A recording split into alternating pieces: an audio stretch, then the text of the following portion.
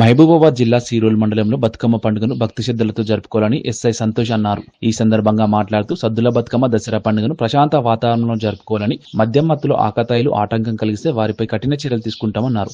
సీరోల్ మండల ప్రజలందరికీ మా పోలీస్ డిపార్ట్మెంట్ మా గౌరవ ఎస్పీ గారి తరఫున అందరికీ కూడా సద్దుల బతుకమ్మ మరియు విజయదశమి శుభాకాంక్షలు. ఈ యొక్క సద్దుల బతుకమ్మ పండుగ అనేది ఆల్రెడీ ఈరోజు జరుగుతూ ఉంది. కాబట్టి అందరూ కూడా ప్రశాంత వాతావరణంలో మహిళ ఇది ముఖ్యంగా బతుకమ్మ పండుగ అనేది మహిళా పండుగ కాబట్టి ఆ మహిళలకు ఎలాంటి ఇబ్బందులు కలగకుండా వాళ్ళు ప్రశాంత వాతావరణంలో బతుకమ్మ పండుగ జరుపుకునే విధంగా అందరూ సహకరించాలని కోరుతున్నాను. అదేవిధంగా 2 రోజులలో విజయదశమి పండుగ కూడా రాబోతున్నది.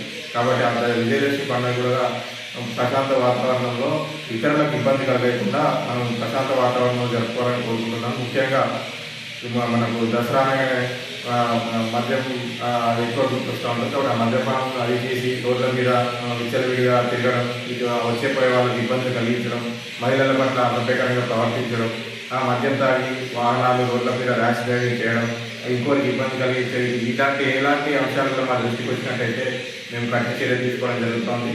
పండుగ మన ఆహ్లాదం కోసం మన సాంప్రదాయం ప్రకారం జరుపుకుంటాం.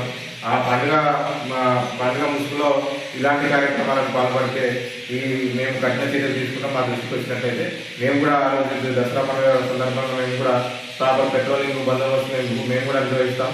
ప్రజలకు ఎలాంటి ఇబ్బంది జరిగినా కూడా మీరు వెంటనే మాకు సంప్రదించవచ్చు. మాకు డైరెక్ట్ ఫోన్ చేసినా కానీ మా సిబ్బంది వచ్చి హాజరవుతారు.